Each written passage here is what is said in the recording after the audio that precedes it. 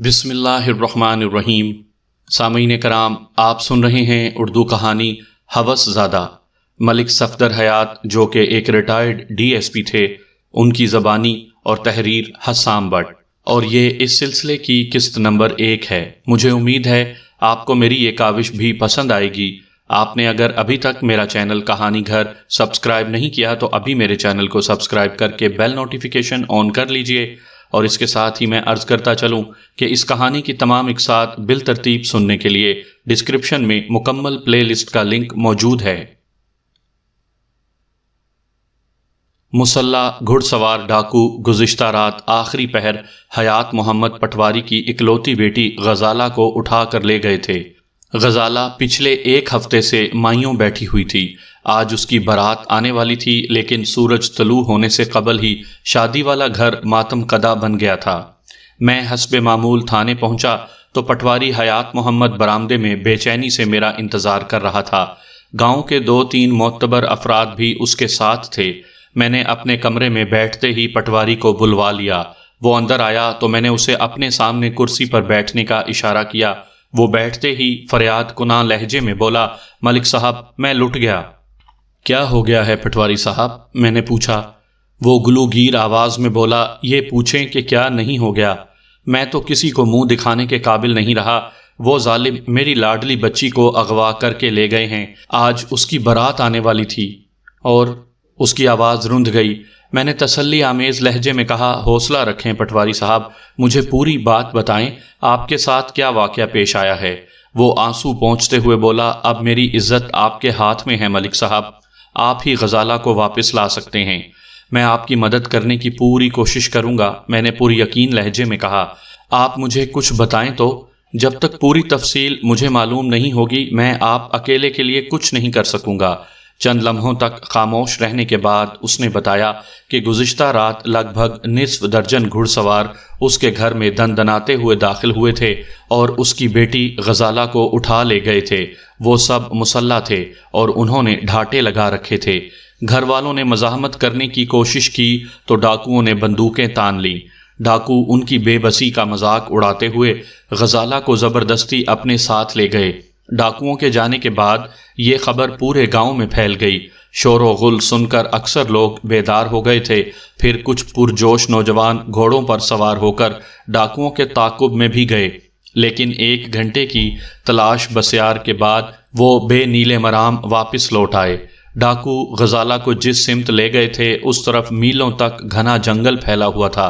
अब पटवारी हयात मोहम्मद अपनी बेटी के अगवा की रिपोर्ट दर्ज करवाने मेरे पास आया था और मेरी मदद का तलबगार था। मैंने कहा, इतना बड़ा कदम तो उठ चुका है पटवारी साहब, और ये काम किसी दुश्मन का ही हो सकता है, किसी बहुत बड़े दुश्मन का। मेरी तो मत ही मारी गई है, कुछ समझ में नहीं आता क्या करूं। वो बेचारगी आमेज़ लहजे में बोला, अगर गज़ाला वापस ना आई तो मेरी नाक कट जाएगी। मैं बारात का किस मुंह से इस्तकबाल करूंगा। अब आप ही कुछ कर सकते हैं। मैंने कहा, मैं जो कुछ कर सका ज़रूर करूंगा। आपके साथ जो सानहा पेश आया है मुझे उसका दिली अफसोस है। आप फिक्र ना करें, मैं आपकी बेटी को बाज़ियाब करने की पूरी कोशिश करूंगा, लेकिन इसके लिए मुझे आपके भरपूर ताउन की ज़रूरत है। उसने चौंक कर मेरी जानिब देखा। मलिक साहब, मैं हर किस्म के ताउन के लिए तैयार हूँ, आप हुक्म करें। इस वक्त मेरी तो इज्जत दाव पर लगी हुई है। मैं आपसे खासा ज़ाती नोयत का एक सवाल पूछना चाहता हूँ। आप जो चाहें पूछें। वो सीधा होकर बैठ गया। गज़ाला की शादी आप अपनी मर्जी से कर रहे थे या इसमें उसकी रजामंदी भी शामिल थी? मैं आपकी बात का मतलब नहीं समझा जनाब। मैंने कोई मुश्किल बात तो नहीं की। मैंने कहा, क्या गज़ाला इस शादी के लिए बखुशी तैयार थी? हाँ जी, बिल्कुल। वो पुरवसूख लहजे में बोला, इससे अच्छा रिश्ता भला और क्या हो सकता था। उसकी शादी चौधरी कादिर जमां के बेटे चौधरी हैदर अली से हो रही थी। गज़ाला के तो नसीब जाग उठे थे, लेकिन उसकी आंखों में आंसू तैरने लगे। मैंने कहा, आप फिक्र ना करें पटवारी साहब, मैं अभी जाकर मौके का जायज़ा लेता हूँ और डाकुओं की तलाश का काम भी फौरी तौर पर शुरू हो जाएगा। इंशाअल्लाह हम बहुत जल्द गज़ाला का सुराग लगाने में कामयाब हो जाएंगे। सोना रब करे ऐसा ही हो। वो ममनूनियत आमेज़ अंदाज में बोला। मैंने पूछा, हयात मोहम्मद, आपके घर से डाकू गज़ाला के अलावा और क्या क्या ले गए हैं? उन्होंने किसी और चीज़ को हाथ भी नहीं लगाया। کیا آپ نے گھر کا قیمتی سامان وغیرہ چیک کر لیا ہے؟ اس نے اسبات میں جواب دیا، سب کچھ جوں کا توں رکھا ہے، بس ایک غزالہ ہی نہیں ہے۔ اس کا مطلب یہ ہوا کہ یہ خالصتاً اغوا کی واردات ہے۔ میں نے پرتفکر انداز میں کہا، اگر ڈاکو ڈکیتی کی نیت سے آتے تو قیمتی سامان اور نقدی و زیورات پر ہاتھ ضرور ڈالتے، لیکن انہوں نے جہیز کے قیمتی سامان کو نظر انداز کر دیا اور دلہن کو ہی لے اڑے۔ آپ جلدی کریں کچھ جناب، پٹواری کے لہجے میں دنیا جہان کا کرب ہلکورے لے رہا تھا، اگر دیر ہو گئی تو قیامت ٹوٹ پڑے گی۔ میں نے کہا، پٹواری صاحب، آپ نے بتایا ہے کہ آپ کا کوئی ایسا دشمن نہیں ہے جو اتنی بڑی جسارت کر سکتا۔ اچھی طرح سوچ لیں، اگر آپ مجھ سے کچھ چھپانے کی کوشش کریں گے تو میں پوری طرح آپ کی مدد نہیں کر سکوں گا۔ ایسا نہ ہو کہ بعد میں آپ کو پچھتانا پڑے۔ میں بات ختم کرتے ہی اس کی آنکھوں میں جھانکنے لگا۔ وہ گھبرا کر دوسری طرف دیکھنے لگا۔ مجھے شک گزرا کہ کوئی نہ کوئی ایسی بات ضرور ہے جو پٹواری مجھ سے چھپانا چاہتا ہے۔ میں نے نسبتاً چبھتے ہوئے لہجے میں سوال کیا، پٹواری صاحب، آپ کی بیان کردہ تفصیلات سے یہ بات واضح ہوتی ہے کہ ڈاکوؤں کو صرف آپ کی بیٹی غزالہ سے سروکار تھا اور وہ اس کو اٹھا کر چلتے بنے۔ کیا میں غلط کہہ رہا ہوں؟ میں سمجھا نہیں جناب، آپ کہنا کیا چاہتے ہیں؟ میں نے کہا، میں یہ کہنا چاہتا ہوں کہ کہیں آپ کی بیٹی کا کوئی چکر وغیرہ تو نہیں تھا؟ کیسا چکر؟ وہ ناگواری سے بولا۔ کوئی عشق وغیرہ کا چکر؟ ملک صاحب، آپ کیسی باتیں کر رہے ہیں؟ وہ تیز لہجے میں بولا، غزالہ ایسی لڑکی نہیں ہے، مجھے اپنی بیٹی پر پورا بھروسہ ہے، میں نے اس کی تربیت بڑے اچھے انداز میں کی ہے، اس میں اس قسم کے غلیظ جراثیم نہیں پائے جاتے تھے۔ مجھے اس کا تبصرہ ناگوار گزرا، تاہم وہ اس وقت صدمہ کھائے ہوئے تھا، اس لیے میں نے اپنی ناگواری کا اظہار نہیں کیا اور معتدل لہجے میں کہا، پٹواری صاحب، عشق کرنا بڑا پاکیزہ کام ہے، یہ غلیظ جراثیموں کا کیا دھرا نہیں ہوتا۔ بہرحال میرے سوال کا مقصد یہ تھا کہ کیا کوئی ایسا شخص تھا جو غزالہ سے شادی کا خواہاں تھا؟ میں دانستہ جملہ ادھورا چھوڑ کر اس کی آنکھوں میں دیکھنے لگا۔ مجھے اس کی آنکھوں میں اضطراب کے سائے لہراتے ہوئے نظر آئے۔ وہ تامل کرتے ہوئے بولا، آپ غلط سوچ رہے ہیں جناب، ایسی کوئی بات نہیں تھی۔ اس کے لہجے کے کھوکھلے پن سے واضح تھا کہ وہ جھوٹ بول رہا تھا۔ گویا میرا اندازہ درست تھا، یقینی طور پر کوئی ایسا شخص موجود تھا جو غزالہ سے شادی کا خواہش مند تھا، لیکن جب اس نے دیکھا کہ غزالہ تو چودھری کے بیٹے کی دلہن بننے جا رہی تھی تو اس نے ڈاکوؤں کی مدد سے غزالہ کو اغوا کروا لیا، کیونکہ وہ کھلم کھلا چودھریوں کی مخالفت مول نہیں لے سکتا تھا۔ اس تھیوری سے ایک نتیجہ یہ نکلتا تھا کہ غزالہ کو حاصل کرنے والا کوئی شریف آدمی نہیں تھا، وہ کوئی جرائم پیشہ شخص تھا جس کے ڈاکوؤں سے مراسم تھے۔ میرے ذہن میں ایک بات یہ بھی آ رہی تھی کہ ممکن تھا یہ غزالہ کے کسی عاشق ناشاد کا کام ہو، ایسا کوئی شخص سرے سے اس اغوا میں ملوث ہی نہ ہو، اور یہ چودھری قادر زماں کے کسی دشمن کی چال ہو جو کسی پرانے حساب کو بے باک کرنا چاہتا ہو، وہ چودھری کو بے عزت کرنا چاہتا ہو۔ ایک امکان یہ بھی تھا کہ یہ پٹواری حیات محمد کے کسی دیرینہ دشمن کا کارنامہ ہو۔ میرے ذہن میں متعدد امکانات جل بجھ رہے تھے، اور مجھے یہ بھی محسوس ہو رہا تھا کہ پٹواری حیات محمد بہت سی باتوں کی پردہ پوشی کر رہا تھا۔ میں نے اس کے چہرے پر نظریں جماتے ہوئے سوال کیا، پٹواری صاحب، آپ کی بیٹی کی عمر کیا ہے؟ آنے والے ساون میں 22 سال کی ہو جائے گی۔ میں نے پوچھا، آپ ماشاءاللہ پڑھے لکھے آدمی ہیں، مجھے امید ہے آپ نے غزالہ کو بھی تعلیم دلوائی ہوگی۔ جی ہاں، وہ 10 جماعتیں پاس ہے۔ آگے نہیں پڑھایا آپ نے؟ وہ تو پڑھنا چاہتی تھی لیکن میں نے خود ہی اجازت نہیں دی، اس نے بتایا، پھر خود ہی وضاحت کر دی۔ میں نے کون سی اس سے ملازمت کروانی تھی، لڑکیوں کی اتنی ہی تعلیم کافی ہے، ویسے بھی آگے تعلیم جاری رکھنے کے لیے اسے کالج جانا پڑتا جو شہر میں ہے، گاؤں کی بات تو دوسری تھی، لیکن روزانہ شہر آنا جانا، میرا مطلب ہے ملک صاحب، زمانہ ٹھیک نہیں ہے، اپنی عزت اپنے ہاتھ میں ہوتی ہے۔ میں نے واضح طور پر محسوس کیا کہ اس نے پھر کچھ چھپانے کی کوشش کی تھی، اور اس بات کا تعلق غزالہ کی تعلیم سے تھا۔ میں نے سوالات کا رخ تبدیل کرتے ہوئے پوچھا، پٹواری صاحب، آج آپ کی بیٹی کی بارات آنے والی ہے، آپ کا ہونے والا داماد چودھری حیدر علی کیسا شخص ہے؟ اس نے الجھی ہوئی نظروں سے مجھے دیکھا، پھر گویا ہوا، حیدر علی بہت سمجھدار بچہ ہے جناب، میری بہت عزت کرتا ہے۔ ویسے تو چودھری قادر زمان کی ساری اولادیں ہی اچھی ہیں، لیکن حیدر علی کا کوئی مقابلہ نہیں ہے۔ میں نے اچانک پوچھا، چودھری قادر زمان سے آپ کی پرانی رشتہ داری ہے؟ وہ تامل کرتے ہوئے بولا، چودھری صاحب سے میری رشتہ داری تو نہیں ہے، لیکن سمجھ لیں بس گھریلو تعلقات ہیں۔ میں نے حیدر علی کے رشتے کی حامی بھی اسی لیے بھری تھی کہ یہ گھریلو نوعیت کے تعلقات رشتہ داری میں بدل جائیں۔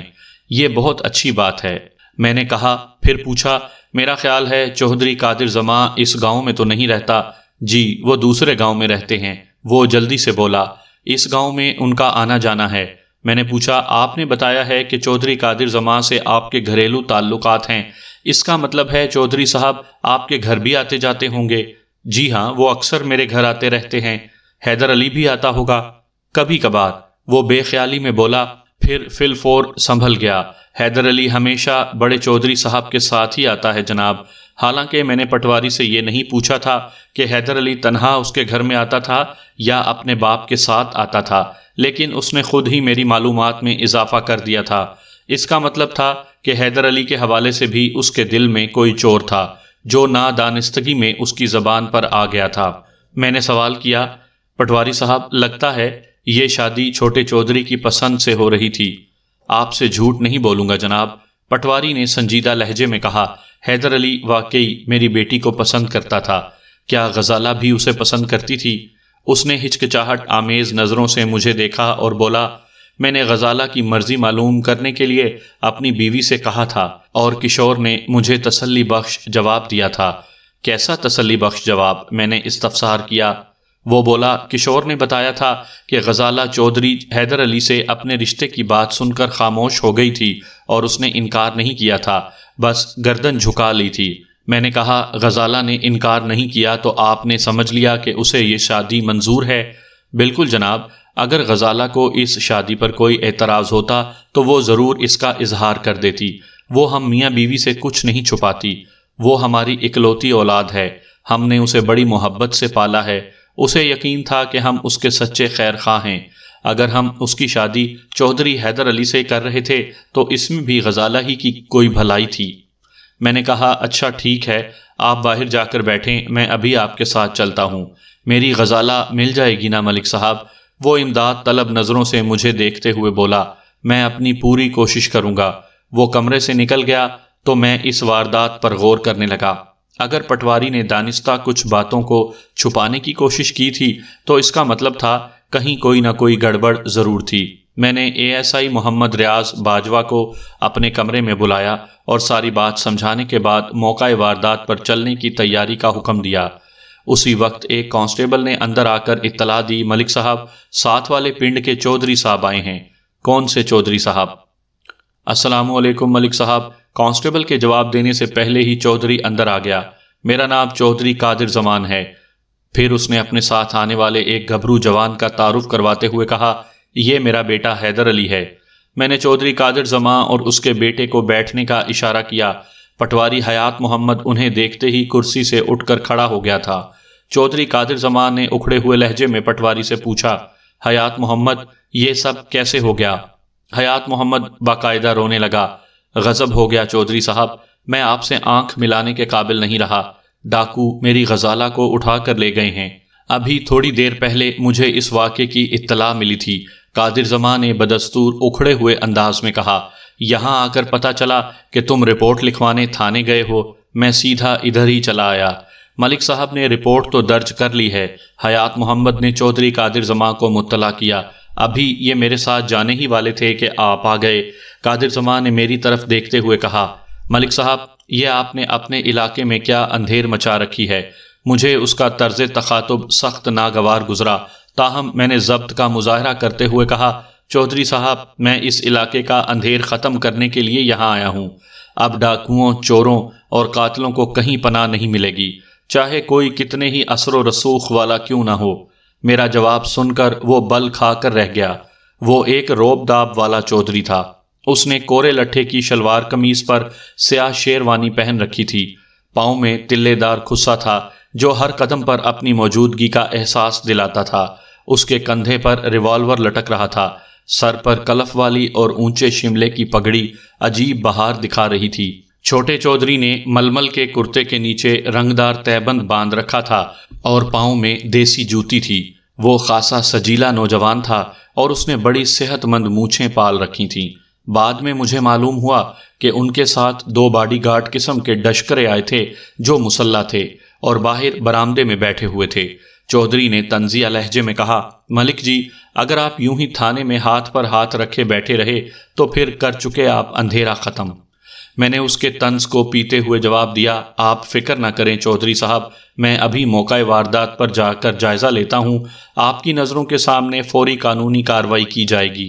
چودھری حیدر علی نے کہا، آپ قانونی کارروائی کریں یا کچھ اور، مجھے شام سے پہلے غزالہ چاہیے بس۔ اس کے لہجے میں تحکم پایا جاتا تھا۔ میں نے کہا، جوان، تھانے دار تم ہو یا میں؟ تھانے دار تو آپ ہی ہیں، تو پھر مجھے تھانے داری سکھانے کی کوشش نہ کرو۔ میں نے سخت لہجے میں کہا، میں جانتا ہوں مجھے اس موقع پر کیا کرنا چاہیے۔ وہ سینہ پھلاتے ہوئے بولا، تھانے دار صاحب، یہ میری عزت کا معاملہ ہے، اگر غزالہ واپس نہ آئی تو؟ میں نے اس کے کندھے پر ہاتھ رکھتے ہوئے تشفی آمیز انداز میں کہا، میں تمہارے جذبات کو سمجھتا ہوں، مجھے اس واقعے کا واقعی دلی صدمہ ہے، تم حوصلہ رکھو، تمہاری ہونے والی بیوی کو میں ضرور ڈھونڈ نکالوں گا۔ ملک صاحب، چودھری قادر زمان نے رعونت آمیز انداز میں کہا، آپ پیسوں کی پرواہ نہ کریں، اللہ نے مجھے بہت نواز رکھا ہے، آپ کے قدموں میں نوٹوں کا انبار لگا دوں گا۔ میں نے تمسخرانہ مسکراہٹ ہونٹوں پر لاتے ہوئے کہا، جس کام کے لیے مجھے گورنمنٹ نے اس تھانے میں متعین کیا ہے اس کی مجھے سرکار تنخواہ بھی دیتی ہے اور میرے لیے وہی کافی ہے۔ آپ فکر نہ کریں، میں اپنے فرائض پوری طرح نبھاؤں گا۔ پھر بھی ہر قسم کے تعاون کے لیے ہم تیار ہیں، اگر ضرورت پڑی تو میں آپ کو ضرور زحمت دوں گا چودھری صاحب، میں نے کہا اور اے ایس آئی کو دوبارہ اشارہ کیا جو چودھری کی آمد کے باعث وہیں رک گیا تھا۔ چودھری قادر زماں اور چودھری حیدر علی ایک سجے سجائے تانگے میں وہاں پہنچے۔ میں ان کے ساتھ ہی بیٹھ گیا۔ اے ایس آئی 2 کانسٹیبلوں کے ساتھ سائیکلوں پر سوار ہو کر پٹواری حیات محمد کے گھر کی طرف چل دیا۔ پٹواری حیات محمد اور گاؤں کے دوسرے 2 افراد گھوڑوں پر تھے۔ میں نے تھانے سے روانہ ہونے سے پہلے احتیاطی طور پر 6 سپاہیوں کی 3 ٹولیاں ایک اے ایس آئی کی نگرانی میں ڈاکوؤں کی تلاش میں جنگل کی طرف روانہ کر دی تھیں۔ دریا کے اس پار وہ طویل و عریض جنگل میلوں تک پھیلا ہوا تھا۔ میری یہ کارروائی دیکھ کر چودھری قادر زماں اور حیدر علی خاصے مطمئن نظر آ رہے تھے۔ حیات محمد پٹواری کا گھر خاصے بڑے قطع اراضی پر بنا ہوا تھا، لیکن رقبے کی مناسبت سے اس میں کمروں کی تعداد بہت کم تھی، جس کی وجہ وہ کشادہ صحن تھا جو گھر کے درمیان واقع تھا۔ آپ اپنی آسانی کے لیے یوں سمجھ لیجئے، گھر کے پچھلے حصے میں 3 ہال نما بڑے بڑے کمرے بنے ہوئے تھے، جن کے سامنے گول ستونوں والا محرابی برآمدہ تھا۔ اس کے بعد میدان نما وسیع صحن تھا، جس میں مختلف پھلدار اور سایہ دار درخت لگے ہوئے تھے۔ ایک بطور ڈرائنگ روم اور دوسرا بطور بیڈ روم استعمال کیا جاتا تھا۔ حیات محمد پٹواری کا کنبہ نہایت ہی مختصر تھا، یعنی حیات محمد، اس کی بیوی کشور اور اکلوتی بیٹی غزالہ۔ یہ ساری معلومات مجھے گھر کے اندر داخل ہونے کے بعد حاصل ہوئی تھیں۔ حیات محمد کی میت میں ہم سب ڈرائنگ روم میں آ کر بیٹھ گئے۔ حیات محمد نے ہماری خاطر تواضع کے لیے بندے دوڑانا چاہے، لیکن میں نے اسے ہاتھ کے اشارے سے منع کر دیا۔ پٹواری صاحب، آپ ان تکلفات کو فی الحال رہنے دیں، میں نے اٹھتے ہوئے کہا۔ پہلے میں آپ کے گھر کا معائنہ کرنا چاہتا ہوں۔ 1 منٹ، وہ ہاتھ کے اشارے سے مجھے رکنے کا کہہ کر گھر کے اندرونی حصے کی جانب بڑھ گیا۔ میں پردہ کروا کے ابھی آتا ہوں۔ تھوڑی دیر بعد وہ واپس آیا اور مجھے اپنے ساتھ چلنے کا اشارہ کیا۔ میں اے ایس آئی ریاض باجوہ اور دونوں کانسٹیبلوں کو بیٹھک میں چھوڑ کر حیات محمد کے ساتھ اندر کی طرف چلا گیا۔ حیات محمد نے گھر کے پچھلے حصے میں بنے ہوئے بائیں طرف والے کمرے کی جانب اشارہ کرتے ہوئے کہا، غزالہ اس کمرے میں سوئی تھی، بلکہ یوں کہیں کہ یہ غزالہ کا ہی کمرہ ہے۔ میں نے پوچھا، کیا کل رات بھی وہ اسی کمرے میں سوئی تھی؟ حیات محمد نے اثبات میں جواب دیا۔ میں نے کمرے کا جائزہ لیا۔ اس کمرے میں 2 دروازے تھے، ایک باہر کی جانب برآمدے میں کھلتا تھا اور دوسرا درمیانی کمرے کی طرف۔ اس کے علاوہ ایک کھڑکی بھی برآمدے میں کھلتی تھی۔ میں نے حیات محمد سے پوچھا، کیا غزالہ اس کمرے میں اکیلی سوتی تھی؟ جی ہاں، عام طور پر تو وہ اکیلی ہی سوتی تھی، لیکن شادی کی وجہ سے گھر میں خاصے مہمان آئے ہوئے تھے۔ آج کل کچھ لڑکیاں بالیاں بھی اس کمرے میں سو جایا کرتی تھیں۔ گزشتہ رات اس کے ساتھ کون کون تھا؟ اس نے ایک لمحے کو تامل کیا، پھر بولا، مجھے ٹھیک طور پر تو یاد نہیں ہے، لیکن آپ ٹھہریں، میں اپنی گھر والی سے پوچھ کر بتاتا ہوں۔ آپ کی گھر والی سے میں خود ہی پوچھ لوں گا۔ میں نے کہا، آپ یہ بتائیں کہ آپ میاں بیوی کس کمرے میں رہتے ہیں؟ یہ درمیان والے کمرے میں۔ اور اس دائیں جانب والے کمرے میں کون رہتا ہے؟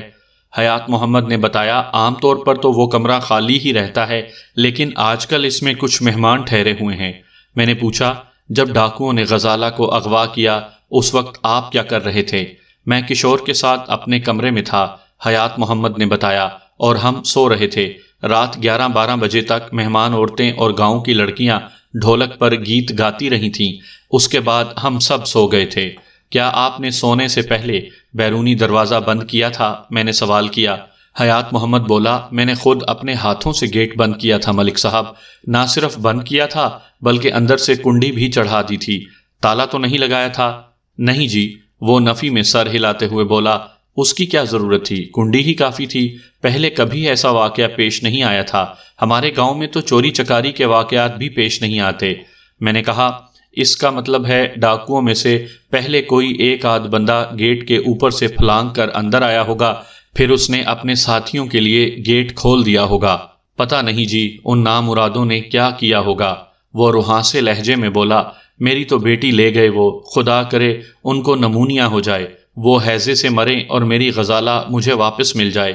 میں نے اس کے واویلے کو نظر انداز کرتے ہوئے پوچھا، آپ کی آنکھ کس طرح کھلی تھی؟ میرا مطلب ہے کہ آپ کو کس طرح پتہ چلا کہ ڈاکو گھر کے اندر گھس آئے تھے؟ وہ بولا، مجھے میری بیوی نے بلا کر جگایا تھا، اس نے غزالہ والے کمرے میں کچھ گڑبڑ کی آوازیں سنی تھیں۔ میں ہڑبڑا کر اٹھ بیٹھا اور غزالہ کے کمرے کی طرف بڑھا۔ اس وقت تک ایک ڈاکو غزالہ کو کندھے پر ڈالے بیرونی گیٹ کی طرف بڑھ رہا تھا اور ڈاکو اس کے دائیں بائیں چل رہے تھے۔ میں نے پوچھا، پھر آپ نے کیا کیا؟ میں نے لپک کر اس ڈاکو کو دبوچنا چاہا جو غزالہ کو اٹھائے ہوئے تھا، لیکن دوسرے ڈاکوؤں نے میرے سینے پر بندوق کی نال رکھ کر مجھے ایسا کرنے سے روک دیا۔ اتنی دیر میں کشور نے دائیں جانب والے تیسرے کمرے میں موجود مہمان خواتین کو بھی جگا دیا تھا، لیکن مسلح ڈاکوؤں کے سامنے کوئی مزاحمت نہ کر سکا اور وہ میری غزالہ کو لے گئے۔ 3 ڈاکو تو آپ نے اپنی آنکھوں سے دیکھے تھے۔ میں نے کہا، کیا اس کے علاوہ باہر بھی کچھ ڈاکو موجود تھے؟ میرا خیال ہے کہ ان کے 3-4 ساتھی باہر بھی موجود تھے، حیات محمد نے بتایا۔ میں نے 6-7 گھڑ سواروں کو وہاں سے جاتے ہوئے دیکھا تھا۔ آپ کو کچھ اندازہ ہے یہ واقعہ کتنے بجے پیش آیا تھا؟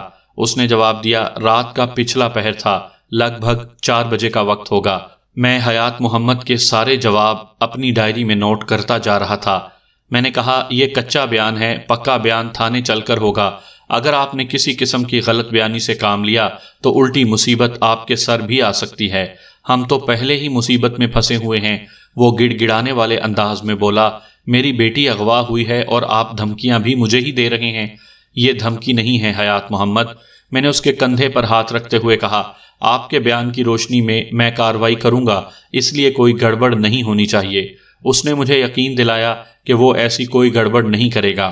پھر میری ایما پر اس نے مجھے وہ کمرہ دکھایا جہاں غزالہ کے جہیز کا سامان رکھا تھا۔ یہ کمرہ دراصل درمیانی کمرے کے پچھواڑے میں بنا ہوا ایک خفیہ کمرہ تھا جس کا راستہ حیات محمد کے کمرے سے تھا۔ یوں سمجھ لیجئے کہ حیات محمد والے بڑے کمرے کو تقسیم کر کے 2 کمرے بنا لیے گئے تھے، باہر سے وہ ایک کمرہ ہی نظر آتا تھا۔ میں نے کہا، حیات محمد، ڈاکوؤں نے آپ کے گھر کی کسی چیز کو چھونا بھی گوارا نہیں کیا اور صرف آپ کی بیٹی کو اٹھا کر لے گئے، اور وہ بھی اس کے کمرے سے۔ جانتے ہیں اس کا کیا مطلب نکلتا ہے؟ اس نے سوالیہ نظروں سے مجھے دیکھا۔ میں نے اپنی بات کی وضاحت کرتے ہوئے کہا، حیات محمد، اس کا واضح مطلب یہی ہے کہ وہ صرف غزالہ کے لیے ہی آئے تھے اور انہیں یہ بھی معلوم تھا کہ غزالہ کس کمرے میں سوتی ہے۔ اغوا کی یہ واردات کسی گھر کے بھیدی کے توسط سے کی گئی ہے اور کسی خاص مقصد کے تحت، مگر آپ کا تو کوئی ایسا دشمن ہی نہیں ہے، کیوں؟ میں نے آخری جملہ اس کی آنکھوں میں دیکھتے ہوئے ادا کیا تھا۔ مجھے محسوس ہوا جیسے وہ نظریں چرانے کی کوشش کر رہا ہو، لیکن میری طرف دیکھنا بھی چاہتا ہو۔ اس بات نے میرے شک میں اضافہ کر دیا۔ اس وقت ہم درمیانی کمرے میں بیٹھے ہوئے تھے۔ میں نے کہا، حیات محمد، اب میں آپ کی بیوی کا بیان لینا چاہتا ہوں۔ وہ اٹھ کر کھڑا ہو گیا۔ میں ابھی کشور کو بھیجتا ہوں، آپ اسے یہاں بلائیں۔ میں نے بھی اٹھتے ہوئے کہا، میں ابھی آتا ہوں۔ پھر میں واپس بیٹھک میں آیا اور ASI کو باہر بلا کر اشارے سے سمجھایا کہ وہ واردات کا نقشہ تیار کرے۔ میں نے اسے تمام اہم باتیں ذہن نشین کروا دی تھیں۔ میں واپس اندرونی کمرے میں پہنچا تو حیات محمد نے بتایا، ملک صاحب کشور کی حالت ٹھیک نہیں، تھوڑی تھوڑی دیر بعد اس پر بے ہوشی کا دورہ پڑ جاتا ہے، وہ بیان دینے کے قابل نہیں ہے۔ میں نے کہا ٹھیک ہے، میں شام کو دوبارہ آ جاؤں گا، اس وقت تک اگر کشور کی حالت سنبھل گئی تو اس کا بیان بھی لے لوں گا۔ اس کے بعد میں نے وہاں موجود ان تمام مہمانوں کا سرسری سا بیان لیا جو گزشتہ رات یہاں موجود تھے۔ ان کے بیانات سے کوئی خاص بات معلوم نہ ہو سکی، وہ بھی اتنا ہی جانتے تھے جتنا حیات محمد مجھے پہلے ہی بتا چکا تھا۔ البتہ یہ بات معلوم ہو گئی تھی کہ غزالہ کمرے میں اکیلی نہیں سوئی تھی، بلکہ اس کے ساتھ اس کی ایک سہیلی تاجی بھی سوئی تھی۔ یہ ایک اہم بات تھی۔ تاجی سے کوئی ایسی بات، ایسا اشارہ مل سکتا تھا جو غزالہ کی تلاش میں معاون ثابت ہوتا۔ میں نے حیات محمد سے پوچھا، یہ تاجی کون ہے؟ تاجی؟ اس نے زیر لب دہرایا۔ اچھا وہ ملک صاحب، تاجی غزالہ کی سہیلی ہے۔ میں نے ادھر ادھر دیکھتے ہوئے استفسار کیا، وہ اس وقت کہاں ہے؟ ٹھہریں، میں اسے ڈھونڈواتا ہوں، حیات محمد نے جواب دیا اور کمرے سے نکل گیا۔ تھوڑی دیر میں واپس آنے کے بعد اس نے بتایا، تاجی اس وقت گھر میں نہیں ہے، اپنے گھر چلی گئی ہوگی۔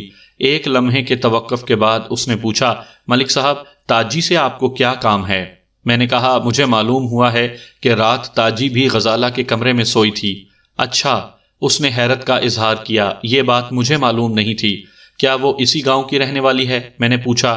ہاں جی، ادھر دوسری گلی میں رہتی ہے، حیات محمد نے بتایا۔ آپ کہیں تو میں ابھی بلواتا ہوں۔ نہیں، اس کی ضرورت نہیں ہے۔ اس فوری خیال کے تحت میں نے کہا، اس کا بیان بعد میں لیا جا سکتا ہے۔ پھر میں واپس بیٹھک میں آ گیا جہاں چودھری قادر زماں اور اس کا بیٹا حیدر علی بے تابی سے میرا انتظار کر رہے تھے۔ مجھے دیکھتے ہی قادر زماں نے پوچھا، تھانے دار صاحب ڈاکوؤں کا کوئی سراغ ملا؟ فی الحال تو کوئی سرا ہاتھ نہیں آیا، میں نے ایک صوفے پر بیٹھتے ہوئے کہا، لیکن میں کوشش کر رہا ہوں۔ آپ کب تک کوشش کرتے رہیں گے جناب؟ حیدر علی میری بات کاٹتے ہوئے بولا، غزالہ پر جانے اس وقت کیا بیت رہی ہوگی۔ مجھے حیدر علی کی مداخلت بری لگی، لیکن میں نے اس کو نظر انداز کرتے ہوئے چودھری قادر زمان کی طرف دیکھتے ہوئے کہا، چودھری صاحب آپ تو ماشاءاللہ سیانے آدمی ہیں، جب تک اس واردات کا کوئی محرک واضح نہیں ہوگا، یوں کہہ لیں کہ جب تک ہم غزالہ کے اغوا کا محرک کا تعین نہیں کر لیں گے، اس وقت تک نامعلوم ڈاکوؤں تک پہنچنا ممکن نہیں ہوگا۔ آپ کا کیا خیال ہے؟ میں آپ کے خیال سے اتفاق کرتا ہوں ملک صاحب، بڑے چودھری نے مدبرانہ انداز میں کہا، لیکن محرک کا تعین بھی تو آپ ہی نے کرنا ہے۔ بجا فرمایا آپ نے۔ میں نے کہا، ہم کسی بھی جرم کے محرک کا تعین حاصل شدہ معلومات کی روشنی میں کرتے ہیں، جبکہ پٹواری صاحب نے ہمیں جو معلومات اب تک فراہم کی ہیں ان کی روشنی میں اغوا کا کوئی محرک بنتا ہی نہیں، لیکن شواہد اس کے برعکس نشاندہی کرتے ہیں۔ آپ کہنا کیا چاہتے ہیں تھانے دار صاحب؟ بڑا چودھری سیدھا ہو کر بیٹھ گیا۔ میں نے کہا، غزالہ کے اغوا اور طریقہ اغوا سے یہ بات واضح ہے کہ اغوا کنندگان کو صرف اور صرف غزالہ کی ضرورت تھی، ورنہ اس گھر میں خاصا بیش قیمتی سامان اور زیورات بھی موجود تھے، لیکن ڈاکوؤں نے کسی چیز کو ہاتھ بھی نہیں لگایا اور غزالہ کو اٹھا کر چلتے بنے، اور یہ کام صرف 2 افراد ہی کر سکتے ہیں۔ میں نے ڈرامائی انداز میں جملہ ادھورا چھوڑ کر باری باری چودھری قادر زماں اور چودھری حیدر علی اور پٹواری حیات محمد کی جانب دیکھا۔ چھوٹا چودھری طیش کے عالم میں بول اٹھا، کون سے 2 افراد؟ آپ مجھے بتائیں، میں ابھی ان کے ٹکڑے ٹکڑے کر دوں گا۔ تم آرام سے بیٹھو حیدر علی، قادر زمان نے بیٹے کی پیٹھ سہلاتے ہوئے کہا، مجھے ملک صاحب سے بات کرنے دو۔ میں نے چودھری حیدر علی کی طرف دیکھتے ہوئے کہا، چودھری صاحب میں آپ کو پہنچنے والے صدمے سے بخوبی آگاہ ہوں اور آپ کی مدد کرنے کا دل سے خواہاں ہوں، آپ اپنے جذبات کو کنٹرول کریں۔ چودھری قادر زمان نے مجھ سے پوچھا، ملک صاحب آپ 2 افراد کا ذکر کر رہے تھے۔ میں نے کہا، ہاں، میرے اندازے کے مطابق یہ یا تو کسی ایسے شخص کی حرکت ہے جو غزالہ اور حیدر علی کی شادی سے خوش نہیں تھا، اس نے غزالہ کو اغوا کر لیا یا اغوا کروا لیا۔ چودھری قادر زمان نے کہا، قطع کلامی کی معافی چاہتا ہوں جناب۔ پھر پوچھا، ایسا شخص کون ہو سکتا ہے جو اس شادی سے خوش نہ ہو؟ میں نے کہا، کوئی بھی ایسا شخص جو غزالہ سے شادی کرنا چاہتا ہو۔ حیدر علی اٹھ کر کھڑا ہو گیا۔ یہ کیا کہہ رہے ہیں آپ؟ میں نے پہلے بھی تمہیں سمجھایا ہے کہ جذبات کو کنٹرول میں رکھو۔ میں نے ناگواری سے اس کی طرف دیکھا، لیکن لگتا ہے بات تمہاری سمجھ میں نہیں آئی۔ اگر اب تم نے اشتعال میں آنے کی کوشش کی تو بحالت مجبوری تمہیں بیٹھک سے اٹھانا پڑے گا۔ تم خاموش نہیں بیٹھ سکتے حیدر علی۔ قادر زمان نے بازو سے پکڑ کر حیدر کو بٹھاتے ہوئے سرزنش کی، مجھے ملک صاحب سے بات کرنے دو، تمہارا بیچ میں بولنا مناسب نہیں ہے۔ پھر حیات محمد پٹواری کی طرف دیکھتے ہوئے بولا، کیوں حیات محمد، ایسی کوئی بات تھی؟